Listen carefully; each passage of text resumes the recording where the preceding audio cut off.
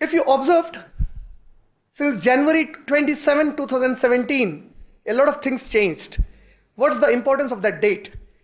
So January 27, 2017 has a different importance, but it coincided with another January 27, very long time back, in Germany, when Hitler is supposed to have committed the Holocaust of the Jews. It was again January 27.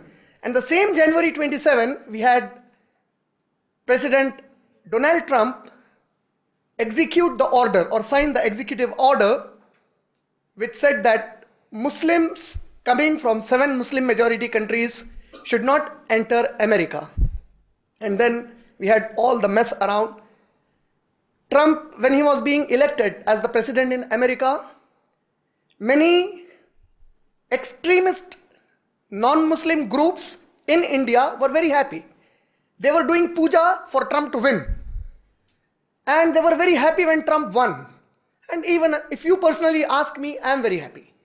I am really very happy because Trump has won. And I am more happy because Trump put that ban. The reason is not because I am anti-Muslim, I am a part of this Muslim community. The reason is because I was speaking to one of the brothers in the morning in Chicago. I mean before, at around 11 a.m. here, I was speaking, this morning, I was speaking to a brother who is into Dawa field there in Chicago. And while discussing with him, he told me something which made me feel that Allah subhanahu wa ta'ala will never allow the disbelievers to win over the believers. And that's the promise of Allah in the Quran. Trust me, Allah says in Surah Nisa, Surah number 4, ayat number 141 and 142, that disbelievers can never overtake the Muslims. Allah will never allow them to seize the Muslims. Allah will never allow them to win over the Muslims. But if they are winning, it is only because we as an ummah are not true Muslims. Now, with this promise, if you observed, when I said Trump, because he won, I was happy. Now, because he put a ban, I am more happy. The reason is because the brother told me that open houses are being conducted in the Western countries today. You go to UK, there is an open house. It's a system. And I think, mashallah, this should happen in India too.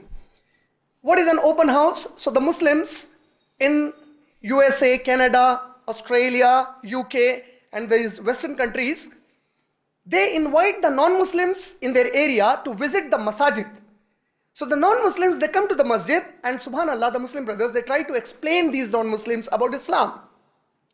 So this brother in the morning, he was telling me that after January 27, 2017, on every weekend, all the masajid in the USA are regularly now conducting open houses. And the result of the open houses, see in USA and all these places, you will find one thing, that suppose there is an auditorium. So in the auditorium, they put a board saying capacity for 200 people. Meaning you will not find 201 people in that auditorium. Absolutely, they will not allow that.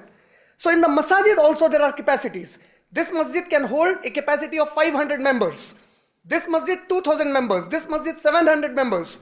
So this brother was telling me, Br.Imran, when you were here, you gave a talk in one masjid, a Jummah khutbah or a talk in one masjid, it had a capacity of 2000 people. Since January 27, 2017, every weekend, 2000 non-Muslims are turning into that masjid. In another masjid at Naperville, I gave a talk, which is a little outside Chicago, and there it is a capacity of 700 people coming there. 700 non-Muslims, every Saturday they are present there. Another masjid with 500 capacity, 500 non-Muslims into this masjid. So this brother said, for me, these three I can give you now, but in Chicago there are 120 masajid. In the USA, there are 3,000 masajid going house full. So thank you, Trump. We should thank Trump for doing what he did. Otherwise, it was not possible for these non-Muslims to come to us and learn Islam from us. And at the same time, I would say, it's a shame on us. Our community went to America and these places since generations, and Allah still had mercy upon us, you know. We didn't reach out to them to do dawah. Allah created a situation, sending them to your masajid to at least do dawah now. They are coming to you to learn Islam. And the brother was saying that when we are speaking about Islam to these non-Muslims, they are giving a standing ovation. They are clapping. They are saying, is this Islam? We never knew this. Is this your religion? Is this what Islam says? Give us the copy of Quran. And now they are running short of the copies of Quran now. This is how Allah subhanahu wa ta'ala